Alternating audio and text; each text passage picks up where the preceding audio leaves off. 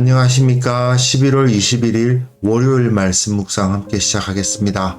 오늘도 말씀으로 하루를 시작하시는 우리 귀한 성도님들의 가정과 생업 가운데 주님의 보호하심, 함께하심이 충만하시기를 간절히 기도합니다. 오늘 본문은 사사기 19장 22절에서부터 30절까지 말씀입니다. 사사기의 우울한 이야기가 계속되고요. 사실 본문 하나하나를 깊이 묵상할 것까지는 없는 본문이긴 합니다.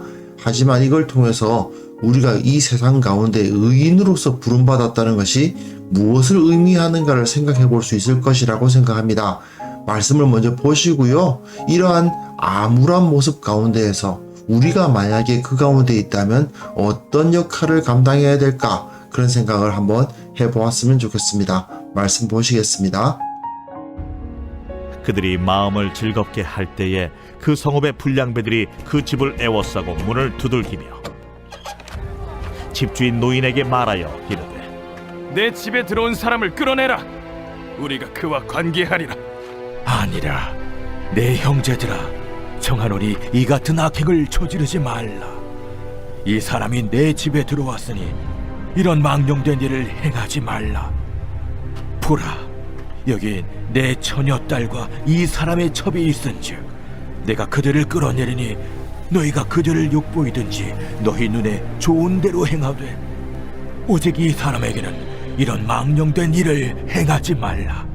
하나 무리가 듣지 아니하므로 그 사람이 자기 첩을 붙잡아 그들에게 밖으로 끌어내매 그들이 그 여자와 관계하였고 밤새도록 그 여자를 능욕하다가 새벽 미명에 놓은지라. 동틀 때에 여인이 자기의 주인이 있는 그 사람의 집문에 이르러 엎드러져 밟기까지 거기 엎드러져 있더라. 그의 주인이 일찍이 일어나 집문을 열고 떠나고자 하더니 그 여인이 집문에 엎드러져 있고 그의 두 손이 문지방에 있는 것을 보고 그에게 이르되 일어나라, 우리가 떠나가자.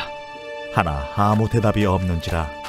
이에 그의 시체를 나귀에 싣고 행하여 자기 곳에 돌아가서 그 집에 이르러서는 칼을 가지고 자기 첩의 시체를 거두어 그 마디를 찍어 12덩이에 나누고 그것을 이스라엘 사방에 두루 보냈네. 그것을 보는 자가 다 이르되 이스라엘 자손이 애굽 땅에서 올라온 날부터 오늘까지 이런 일은 일어나지도 아니하였고 보지도 못하였도다. 이 일을 생각하고 상의한 후에 말하자 하니라.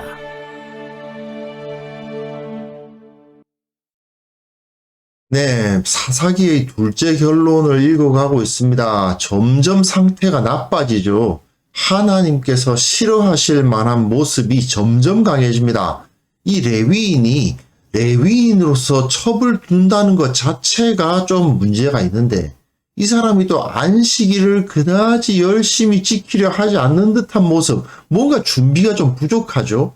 그런 좀 문제가 있는 부분에서부터 시작해서 이 기브아 사람들이 객이 있을 때에 잘 곳이 없는 사람들을 위해서 잘 곳을 내어주는 것은 이방인들이라 하더라도 가나안 족속, 여부스 족속이라도 할 것 같은 이 일도 하지 않는 그런 모습들이 등장하고 결국은 오늘 본문에서는 소돔성에서 유황불로 완전히 파괴되어야 마땅한 그런 성읍에서 일어난 일이 하나님의 백성 베냐민 지파 기브아에서 일어났다라는 것을 여기서 보여주고 있는 거죠.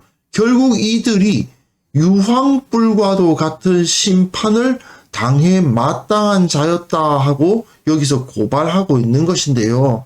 자, 이 본문 보시면 창세기 19장에서 소돔성에 2명의 천사가 찾아갔을 때 그 일어났던 일과 똑같은 모습이 나타납니다. 이 두 사람이 소돔성으로 들어가고 롯을 만나게 되죠. 그래서 그 롯 집에 들어가는데 그 불량배들이 뒤싸면서 그 동성애를 통해서 그 천사들을 상관하겠다고 막 몰려오고 그런 일이 벌어지지 않습니까? 여기서도 똑같은 일이 벌어집니다. 그 성읍의 불량배들이 집을 애워싸고 문을 두들기면서 집주인 노인에게 말하여 네 집에 들어온 사람을 끌어내라. 우리가 그와 관계하리라. 이거는 하나님의 백성에게서는 생각할 수 없는 일이거든요. 그런데 이런 불량배들이 그 성읍에 있다는 거죠. 그러니까 그 집주인 그 사람이 그들에게로 나와서 이르되 아니라 내 형제들아 청하노니 이와 같은 악행을 저지르지 말라. 이 사람이 내 집에 들어왔으니 이런 망령된 일을 행하지 말라. 뭐 여기까지는 괜찮은데 보라 여기 내 처녀딸과 이 사람의 첩이 있은즉 여자들을 제공하잖아요. 롯이 자기 두 딸을 제공하겠다 했던 거하고 똑같아요. 내가 그들을 끌어내리니 너희가 그들을 욕보이든지 너희 눈에 좋은 대로 행하되 오직 이 사람에게는 이런 망령된 일을 행하지 말라 하고, 그러니까 이제 사람들은 듣지 않고 첩을 붙잡아 그들에게로 끌어내니까 그 여자와 관계하고 밤새도록 그 여자를 능욕하다가 새벽 미명에 놓았다. 동성강간이 일어났건 뭐 여성의 강간이 일어났건 간에 인간으로서 할 일이 아니죠. 창세기 소돔에서는 두 남자가 천사였으니까 그들의 눈을 어둡게 하고 권능이 발휘되고 그래서 롯을 끄집어내고 그런 일이 벌어졌지만 이 레위인은 그냥 자기 첩이었던 여인을 그들에게 제공하고 있지 않습니까? 이렇게 쉽게 여자를 내줄 거면 뭐 하려고 그렇게 굳이 베들레헴까지 가가지고 그를 데려가려 했는지 그런 생각이 들 정도죠. 어쨌든 이 이스라엘에 여성 인권 이런 건 전혀 없는 겁니다. 기브아는 소돔과 전혀 다를 바가 없는 거예요. 하나님의 진노 아래 놓여 있다고밖에 볼 수가 없는 일이 여기서 벌어집니다. 소돔성에서 그 사람들이 행했던 이 악행이 이 기브아에서 그대로 나타나고 있었다라고 여기서 보여주는 거죠. 문제는 이 집 주인 노인도 마찬가지고 그리고 이 레위인도 마찬가지고 의인이 없어요. 그리고 이 피해를 입은 여인도 따지고 보면 완전히 의인은 아니에요. 첩으로 레위인 집에 들어갔다가 음행을 해가지고 자기 아버지 집으로 도망갔던 거 아니에요. 그러니까 의인은 여기서 아무도 없는데 어쨌든 더 포악하고 더 악한 그 성읍의 불량배들에 의해서 이 여인이 피해를 입는 모습을 볼 수가 있습니다. 그 다음 본문 보시면요. 동틀때에 여인이 자기의 주인이 있는 그 사람의 집문에 이르러 끌려가가지고 어떤 일을 당했는지 참 상상할 수가 없는데 엎드러져 밟기까지 거기 엎드러져 있었는데 그의 주인이 이번에는 일찍 일어나서 집문을 열고 떠나고자 합니다. 그 여인이 집문에 엎드러져 있고 그 두 손이 문지방이 있다. 그야말로 처참하지 않습니까? 그런데도 그에게 이르되 일어나라 우리가 떠나가자. 죽은 줄 모르고 우리가 떠나가자 뭐 이런 말을 했다는 건데 도대체 이 남자가 이 첩을 왜 데리러 갔는지가 이해가 안 되죠. 이 여인이 필사적으로 그 상황을 피하려고 했던 그 모습이 보여지지 않습니까? 그런데도 불구하고 이 사람의 행동 자체가 그다지 의로워 보이지 않죠. 물론 이 여인이 죽었다는 사실을 알고 그의 시체를 나귀에 싣고 해가여 자기 곳에 돌아가서 그 집에 이르러서는 칼을 가지고 자기 첩의 시체를 마디를 찍어서 12덩이에 나누고 이것을 이스라엘 사방에 두루 보냅니다. 그런데 이것이 분노에 의해서 행한 일이다라는 것을 이해를 하겠는데 하지만 이 일 역시 올바른 것은 아닙니다. 사람의 시체를 가지고 이렇게 나누어 가지고 보낸다는 것도 사실은 이스라엘 가운데 있을 수 있는 일은 아니에요. 물론 이걸 보고 이스라엘 12지파 전체의 공분을 불러일으키는 것은 성공한 것은 맞습니다. 하지만 분명 이것은 이 레위인도 잘못한 것은 맞는 거죠. 어쨌든 공분이 일어난 것은 사실이에요. 이스라엘 자손이 애굽 땅에서 올라온 날부터 오늘까지 이런 일은 일어나지도 아니하였고 보지도 못하였도다. 어떻게 이런 일이 일어날 수 있느냐라는 분노가 일어나고 있습니다. 이 일을 생각하고 상의한 후에 말하자 이렇게 모여서 이 기브아 사람들에 대해서 어떻게 처리할 것인가에 대한 논의가 시작됐다라는 거죠. 자, 오늘 본문은 결국은 이 이스라엘이 어디까지 떨어졌던가 하는 것을 보여주는 본문입니다. 한마디로 말해서 소돔성 수준까지 떨어졌다는 거예요. 소돔성은 구약 성경 전체에서 가장 악하고 죽어 마땅한 자들의 성읍이 바로 소돔성이죠. 그런데 이스라엘 베냐민 지파의 기브아 사람들이 소돔성 사람들처럼 되어 버렸다라고 기록함으로써 이들이 최악의 상태까지 떨어졌더라 하는 것을 기록하는 겁니다. 그런데 이 사사기의 결론 한번 살펴보십시오. 첫째 결론, 그 미가의 이야기에서부터 시작해서 단 지파 사람들의 모습도 마찬가지고 이 둘째 결론에서도 마찬가지인데 의인은 한 명도 없어요. 좀 더 난폭한 악인과 덜 난폭한 악인이 있죠.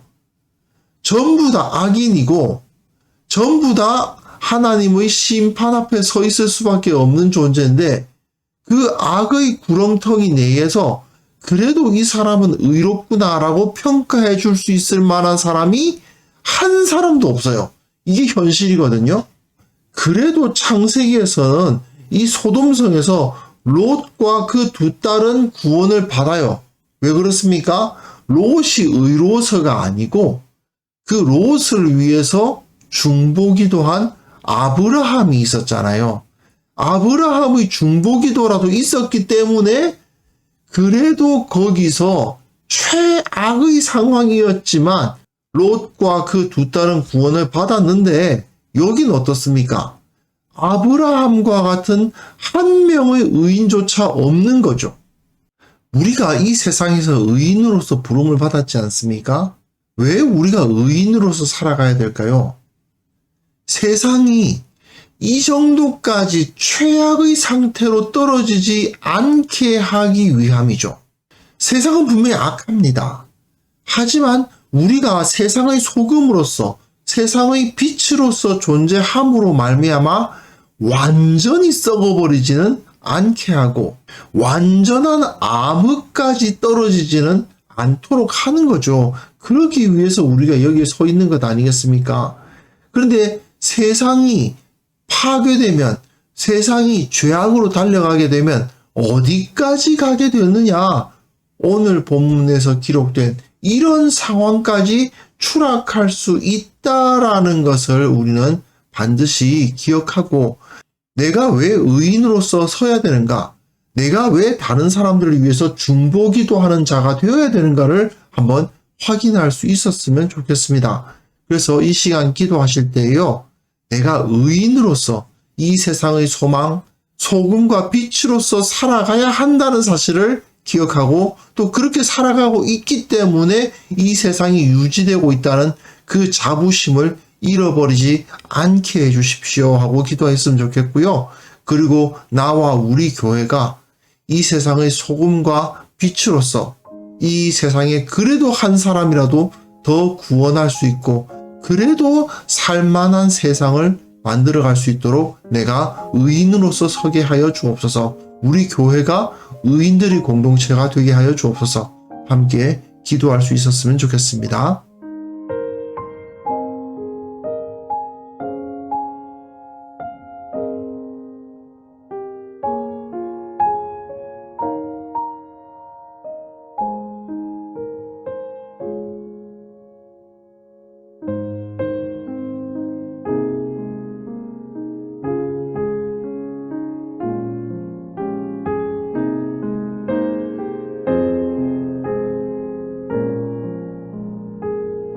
거룩하신 하나님 아버지, 내가 왜 의인으로서 서야 하고 내가 왜 이 세상의 소망으로서 소금으로서 빛으로서 살아가야 하는지를 기억하게 하시고 내가 이 사명을 감당하고 있을 때에 참으로 이 세상의 구원자로서 역할을 감당하고 있음을 기억하며 그 사명의식과 자부심을 잃어버리지 않도록 도와주옵소서. 참으로 내가 바로 서지 않으면 이 세상이 완전히 파괴되고 부패된다는 사실을 기억하면서 내가 바로 서서 그래도 이 세상에 소망이 있도록 내가 쓰임받을 수 있도록 주님께서 이끌어 주시고 또한 우리 교회가 우리 공동체가 이 일을 감당하게 하여 주옵소서. 한국 교회가 이 땅이 파괴되지 않도록 하는데 쓰임받고 있음을 기억하고 참으로 그 자부심을 온전히 회복할 수 있도록 도와주시기를 원하옵고 바랍니다. 아버지, 특별히 원하옵기는 이 나라와 이 민족을 불쌍히 여겨 주시옵소서. 이 나라가 참으로 하나님 나라의 법을 회복해야만 되겠습니다. 주님께서 무엇이 옳고 무엇이 그른지를 선명하게 보여주시고 어리석고 거짓된 주장으로 이끌리는 모습들 주님께서 보시오니 저들이 회개하고 변화될 수 있도록 도와주옵소서. 아버지, 오늘 내게 주어진 이 삶이 이 세상을 구원하는 발걸음이라는 사실을 기억하고 살아갈 수 있기를 원합니다. 주님께서 함께하여 주시고 내가 감당하는 모든 일들 가운데서 주님께서 지혜를 주시고 바르게 하여 주시고 거룩하게 하여 주시고 올바른 선택을 할 수 있도록 지혜 내려 주옵소서. 우리와 함께하여 주신 주님께 감사를 드리옵고 예수님의 이름으로 기도합니다. 아멘.